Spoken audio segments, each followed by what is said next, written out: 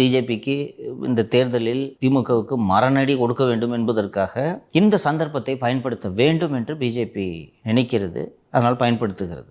அமித்ஷா விஜயிடம் பேசியது உண்மை. பேசி உங்களுக்கு என்ன உதவிகள் வேண்டுமோ நாங்கள் செய்கிறோம் என்று சொல்லியிருக்கிறார். ராகுல் காந்தியும் பேசியிருக்கிறார். செய்தித்தாளில் வந்துச்சு. ஸோ அமித்ஷா விஜயிடம் பேசுகிறார் என்றாலே திமுகவினருக்கு நடுக்கம் வந்துவிட்டது. ஐயையோ, நம்ம இது தெரியாமல் இவனை போட்டு இந்த அடி அடிச்சுக்கிட்டு இருக்கிறோம், ஐயோ அவங்க கூட போய் சேர்ந்துட்டா நம்ம கதி என்ன வருது, கொஞ்சம் யோசிச்சு பாரு. தனியார்கான்னு சொல்லிட்டு தானே இந்த அடி அடிச்சுட்டு இருக்கீங்க. நீங்கள் இவரும் பாசிசத்தை ஏற்றுக்கொள்ள மாட்டோம், பாஜக இந்த மண்ணில் வேரூன்ற காலூன்ற அனுமதிக்க மாட்டோம்லாம் நீங்கள் உருட்டிகிட்டு இருக்கீங்க.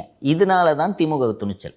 ஒரே ஒரு வார்த்தை பொருந்தா கூட்டணின்ற அந்த வார்த்தையை கரூர் மீட்டிங்கில் பேசாமல் இருந்திருந்தாங்கன்னா திமுகவே இப்படி இறங்கி அடிக்காது. தனியாக தொக்க மாட்டிக்கிட்டீங்கன்னு சொல்லிட்டு தான் திமுக இவ்வளவு ஆட்டம் ஆடுது. இப்போ திமுகவுக்கு என்ன இருந்தாலும் திட்டுறாரு, 8 MP கொண்ட குழு அமைக்கிறாங்க, அந்த MP இஷ்டத்துக்கு பேசுகிறாங்க என்று லேசாக அவர்கள் சந்தேகப்படும் அந்த தருணத்தில் இதை நான் உறுதிப்படுத்திக்கிட்டு சொல்கிறேன். ஓகேவா? நேற்று நீங்கள் கேட்டப்போ உறுதி இல்லை எனக்கு தெரியாதுன்றதை நான் சொன்னேன். இப்போ உறுதிப்படுத்திட்டு சொல்கிறேன். அமித்ஷா பேசியிருக்கிறார். ஒரு 5 நிமிடம் அந்த உரையாடல் இருந்திருக்கிறது. எக்ஸாக்டாக என்ன பேசுனான்னு தெரியாது. அமித்ஷா சைட்லேருந்து வந்த தகவல், he assured all help, don't worry, ராகுல் வி ஸ்டாண்ட் வித் யூ அப்படின்றதோட சொல்லியிருக்காரு. இன்றைக்கி தினமலரில் வந்திருக்கக்கூடிய நியூஸு எங்கே இருந்தாலும் திமுக ரொம்ப திட்டார், கொஞ்சம் திட்ட வேணான்னு சொல்லுங்கன்னு சொன்னோன்னே அது ராகுல் சொல்லவில்லை என்பது போல் அதில் வந்திருக்கிறது. பட் அது நம்மளால் உறுதிப்படுத்த முடியாது. பட் இது ஹோம் மினிஸ்டர் சைட்லேருந்து எனக்கு கிடைத்த தகவல், he assured all help, don't worry, DMK corner பண்ண பார்க்குது, நான் பார்த்துக்கிறோம் என்று சொல்லியிருக்கிறார். ஆதரவு கரம் நீள்கிறது, கெட்டியாக பிடித்து கொள்ளுங்கள் என்று நான் சொல்வது இதனால் தான்.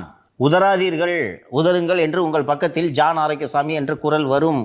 அந்த குரலை கேட்காதீர்கள். ஏன் வழக்கு போடவில்லை என்று யோசியுங்கள் சொல்லுவார் விஜய். அந்த குழுக்கிட்ட போய் நம்ம இது பண்ணோன்னா நம்ம இமேஜ் போயிட்டோம். நம்ம ஆன்டி பிஜேபி ஸ்டாண்டு ஒன்று எடுத்துட்டோம். மைனாரிட்டிஸ் ஓட்டு வராது. நீயே மைனாரிட்டி ஆகிடுவியா? இதான் கேம், புரியுதா? அவங்க they want to play game. You join that game. எதுக்கு? For larger interest, for your interest and for the state's interest. இதான் அரசியல்.